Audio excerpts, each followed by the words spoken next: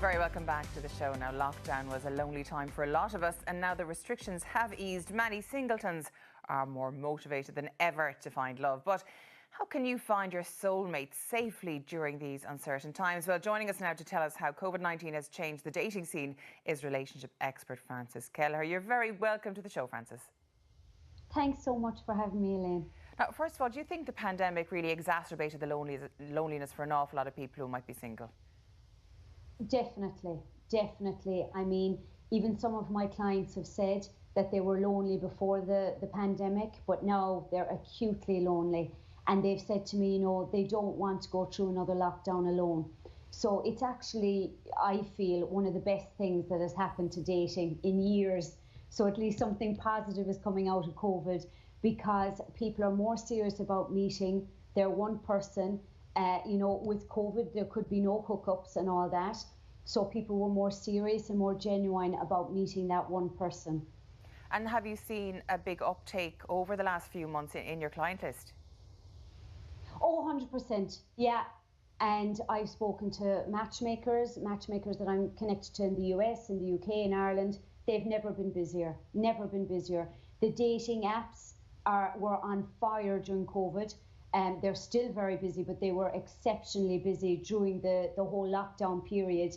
I mean, Bumble, the fastest growing dating app in the world at the moment, they saw a 21% increase in their new video feature that you can video call people just by the end of March. So it's huge. Tinder saw 28% more messages being sent back and forth. People were messaging hugely during COVID. And it's been brilliant for people that we actually had online to communicate when there was no other way. So, and the conversations were longer.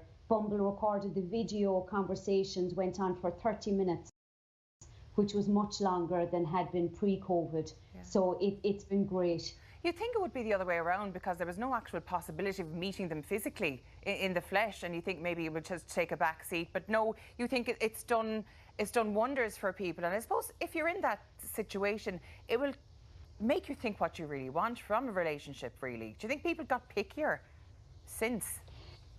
Yes, well, I think definitely people did get pickier, and they really have thought about the priorities in their life. So people that, you know, had the career, had lots of money, people have come on to me saying that. Like, I had a woman last week, she said, I have the career, I have lots of money, I own my own house, I love what I do, but it's just that little piece of the puzzle that is missing. I don't have that special person. And like she said to me, you know, what's the point in this great life when you don't have anybody to share it with? You don't have anybody at home to tell about the great day you had and to share all the great things you have in your life. So people are really reevaluating what's important to them. Other women have said to me, you know, I used to care what a man did. He had to have a certain, you know, amount of money he earned annually. I don't care about that anymore. I just want a person with a good heart that will be there for me in times of trouble, you know, in times of loneliness, in times of sickness like COVID. So people are way more genuine about meeting a genuine person and are really making it a priority in their lives. Because, you know, I think, Elaine, COVID did us all a great favour in one way, that it was a leveler for everybody. It didn't matter if you had 10 million in the bank, if you had nothing in the bank, we were all the same. If you were alone, you were alone, and there was nothing you could do. So people are really reevaluating their lives and what's important in their life, and seeing that, you know, we've been stripped down to our essence. All that really matters, you know, not to sound, you know, corny or sappy, but it's true, is love and relationships, be it, you know, love in friendships and, you know, love within family and love within that special romantic relationship. So people are going back to basics, and I think it's fantastic, because that's where real happiness lies. All the studies, research, it's all shown that man is not an island. We thrive with each other, giving back. We thrive in community, and, you know, those old values are coming back, and it's fantastic. COVID has been brilliant for the dating scene, I have to say.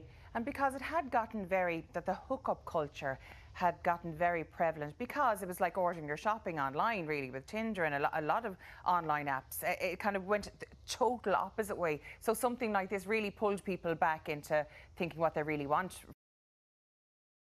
from life. Yes, and you know, now, like when we were in lockdown and even now, there's no hookups, you can't do that. So people are actually forced to take things slower, which I think is a brilliant thing. I mean, the old ways of courting, you know, in the older generations, like that's what they used to call it, the old style courting is back. And it's great because, you know, it makes for a deeper connection, deeper relationship. People get to know each other's values and can see, you know, are they compatible more and quicker, you know, besides rushing into things and all that. So it's great. It's really brought back the communication. People have said to me, the dates have been better I've been on because we were forced to communicate more. And of course, there was the whole aspect, you know, of virtual dating, which has been fantastic. That's what I have even advised people to do. You know, even now, women say to me, I really like this guy, but I don't want him to think I'm rejecting him when he asks me to go to a house party or break the rules of COVID. So I say, you know, suggest a virtual date instead. So it has been great for dating in every way because it's just slowed things down and given people more of a chance to get to know each other. But for a lot of people, if you were in lockdown and during the social restrictions, I mean, if you're a bit more introverted, it's always that bit more difficult to get out and about. But how is it now for these people? If you're kind of stuck in, not a rut, but kind of comfortable in your own house, in your own pyjamas, you're not really inclined to get out and about again. I mean, how would you advise people to get out of that slump? Well, you know, I would say you can go on a virtual date, even if you didn't want to go out, take it slowly, step by step. You could have a short and sweet virtual date.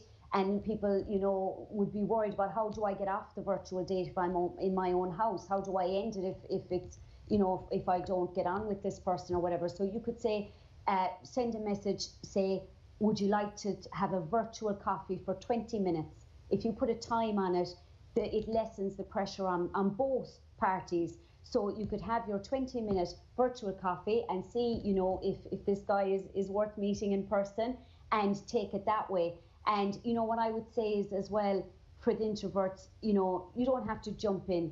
Take things slowly. Things are slowly, naturally now anyway with the COVID restrictions. So what I would say is forget the dinner dates. Go on a walk. Loads of people are just going on walking dates. You know, they're keeping the social distancing. Go on lunch or get an ice cream. Just keep it short and sweet and it lessens the pressure. I mean, you know, who wants to be on a 3-hour dinner date when the chemistry is not there and you're not connecting? Well, these days it's only a 90-minute dinner date, so at least you've got that. You don't have to be stuck with them for 3 hours. But because of the restrictions, the normal things aren't there. So you, as you said, walks. You can go for dinner if you want to, or a coffee or something like that. But you can't.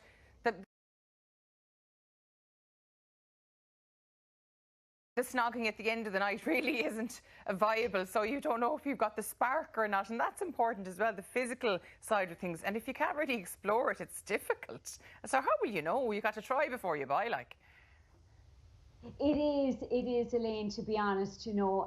Again, I will say all this builds anticipation and passion and enthusiasm and curiosity. So they're all huge things in dating, to build the anticipation and all that. So, you know, when we do get out and we will be able to be physical, you know, I think people will, you know, have a great time and they'll appreciate it more because we couldn't, you know. But these are all good things for building up the anticipation, the relationship. And of course, you know, women, you know, the kiss is huge in dating. People don't realize it. Women, 66% of women, if the kiss isn't good on the first kiss, they actually don't bother with the relationship. So it's huge. People think, you know, oh, a kiss is just a kiss. It's not. They did loads of research and studies, and it's the #1 most memorable memory that people have, young and old, is the first kiss with the person. So it's huge. So, I mean, I would say, yeah, we are restricted that way, but you know, you can still meet. The matchmakers are having the dinner dates and the lunch dates. you know, they're organising that you can still meet and get to know the person, and it's still good because, like I say, it's building the anticipation. Yeah, during lockdown, I've noticed that a lot of people either, it was make or break. A lot of people broke up, and a lot of couples who may not have been getting on so well have really come together as a unit, and there seems to be one extreme to the other, and the happy medium isn't there. Why do you think that is? So many breakups, so many breakups. Yeah, I mean, that famous lawyer, Shackleton, she's a celebrity divorce lawyer. She even spoke during COVID saying that their peak times that they're called on for divorce and to come in and do proceedings is after the Christmas holidays and after the summer holidays, when people are forced to spend time together. So COVID has been like that. You know, if there was cracks in a relationship, they would have come out more because people were forced to be together. And if, you know, there was a great solid relationship, it just made the relationship better because they were spending more time together. They appreciated the time, the extra time they had in the family time. So the other thing is, it's a high intensity situation. You know, I was saying this the other day, I've heard other people talk about it as well like this, that it's almost like we're in a war. It's almost like a war zone. It was very sudden, very intense. Most of us had not experienced anything like this. Like, our parents have gone through the world, you know, wars and all that, and rationing of food and dramatic things like that. But most of us hadn't been through a world pandemic like this. So it was almost like, you know, not so much like a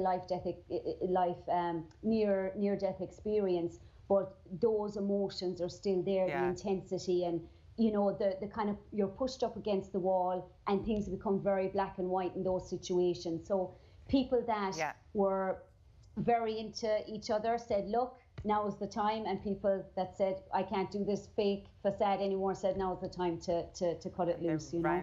Ran for the hills. Anyway, Frances, thank you so much for joining us on the show today. Thank you so much for having me.